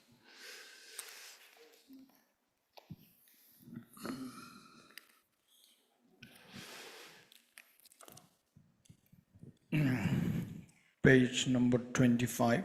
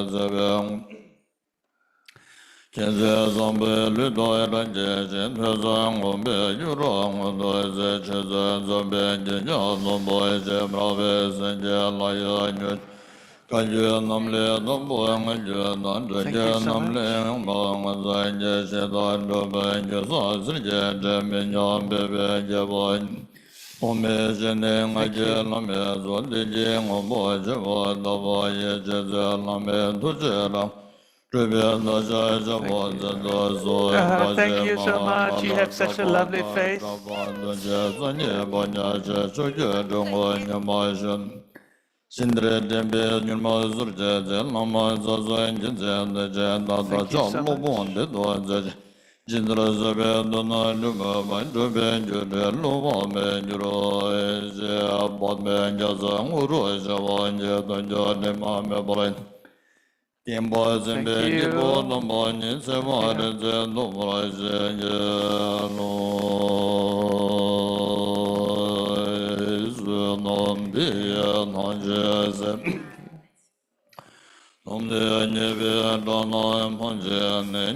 Thank you so much.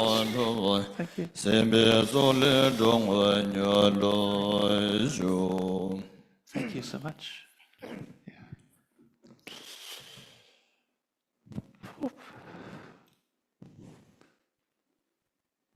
That was a first for me. Thank you.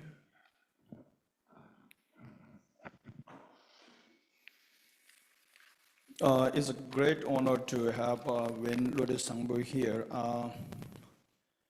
As I introduced you in the beginning of the teaching, so when Lode Sangbo and our monastery and our Rinpoche has a very great connection. When you talk about the His Holiness the Karmapa, we had our Chungpa Rinpoche, Kenjen Tungpa Rinpoche, and His Holiness the Karmapa, and also when Lode Sangbo has been a monk of Gombo Abbey, and which was established by Chogyam Trungpa Rinpoche. And also Chogyam Trungpa Rinpoche and our Kenjen Tungpa Rinpoche, they ordained at the same time, and they were friends. When you talk about friends, I don't know how to use the term, but when you ordain, you need to have a three person together. So they were Trungpa Rinpoche and our Kenjen Tungpa Rinpoche, one of them. And also Trungpa Rinpoche requested Kenjen Tungpa Rinpoche to be the abbot of the Gombo Abbey, and he was abbot for several years. Me and Dungsa Lampe Rinpoche had a great opportunity to visit Gombo Abbey 2 times. And last year we were there to, not we, like Dungsa Lama Rinpoche was there to bestow the empowerments for the 3-year retreats, and I was just helping him, and Lama Nyima was there too. So also when you talk about the Kagyupa, we talk about the lineage, which it comes from Dorje Shang to the 17 Karmapa and to the different master. And when you talk about the lineage as well, and the connection also represents the sort of the lineage. So because of our connection, so we were able to visit Kompa Ape, and he was able to come to our monastery and have a talk. So I will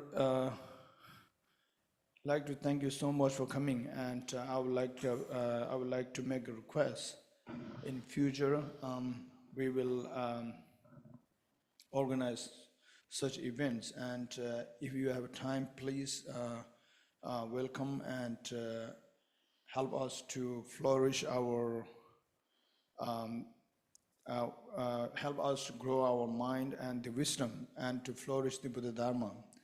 And on behalf of Changu Monastery, Canada, so I would like to thank you so much for having, taking your time, and for giving such a beautiful talk. Thank you so much. And also the ones who have participated through a live or through the webcast, YouTube or Facebook, I would like to thank you everyone, and thank you so much. And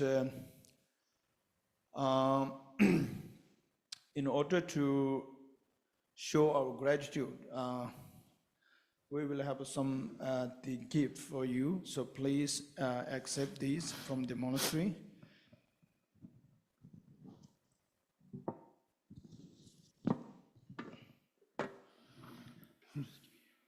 Thank you. Thank you. Thank you. And this is Shubaya's statue. Okay, thank you so much.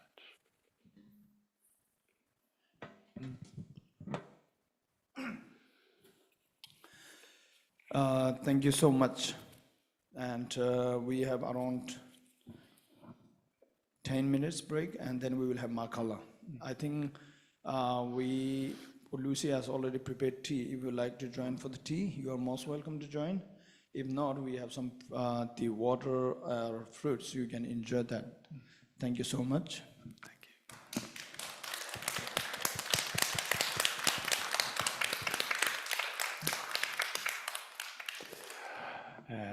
I don't know what to say. It's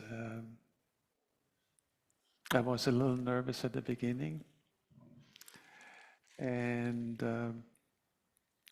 I always felt like I don't have a choice in regards to Trungpa Rinpoche. It's just like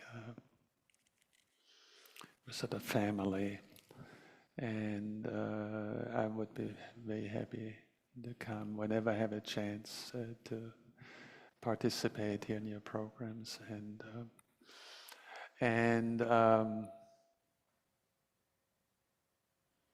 When with Trungpa Rinpoche, it was like, I tell you one little more story and then we're done, right? I took refuge with him. And then I felt this, I wasn't a monastic person, just to be straight, but for whatever reason, and I never could figure out exactly what, I always want to know the exact minute where the thought came. But it was with during Trungpa Rinpoche's visit, I think it was his first visit to North America. And he was in Karma Training and didn't speak a word of English at that time.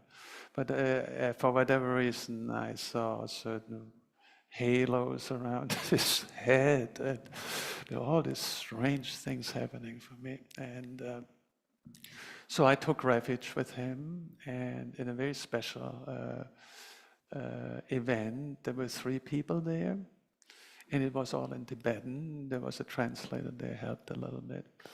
But at some point, he by the way, at that time, because he didn't speak English, we did not want to ask any difficult questions. We thought he came from the sticks, just came out of the woods, so to speak, and we should be careful not to ask difficult questions. And there was a translator there who literally ran away after 2 talks. He just was so bad, really. And Trungpa Rinpoche, there was a question for 30 seconds, and Trungpa Rinpoche spent 10 minutes just to clarify what the question was. And this was just like this guy. In any way, so he ran away, but we did a ceremony, and we have these Japanese gongs, and Rinpoche wanted to have a gong, but Tibetans usually don't use them, so we were a little concerned whether he would know how to play the gong. And during my ceremony, at some point, he took the gong and started, and I had feeling the whole body turned into a mudra.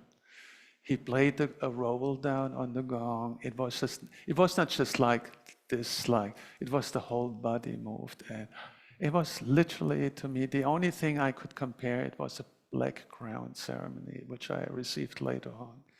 And I had no idea how this person suddenly was so fluid and so extraordinary, right?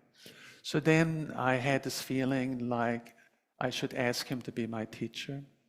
But I hadn't seen Trungpa Rinpoche yet, so basically then I had this conviction that he would play a key role in my life, but I should first wait with Trungpa Rinpoche, and then now we come to a little nice story. My father had a little magic box where you did not know how to open it. And I thought I would want to give him, and he had passed away, I would want to give him something real special to me. So I took the box, opened it up, it was empty, and you do not give a box, it was just empty. So then I thought, I should give him something which is meaningful to me. And then I said, what is meaningful to me? It's Trungpa Rinpoche. So, and karma churning where I was. So I should put pictures of karma churning and of Trungpa Rinpoche in there. But I felt he might misunderstand that and he might feel it's an insult to him.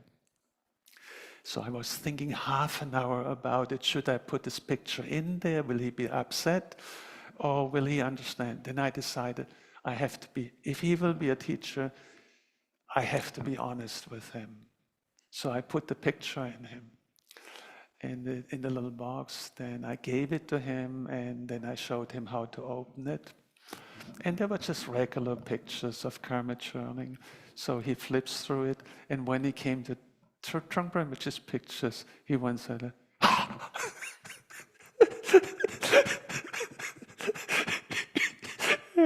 I always, was it wrong? Or, he was so freaked out that was a picture. I mean, it was just a picture of Trungpa Rinpoche.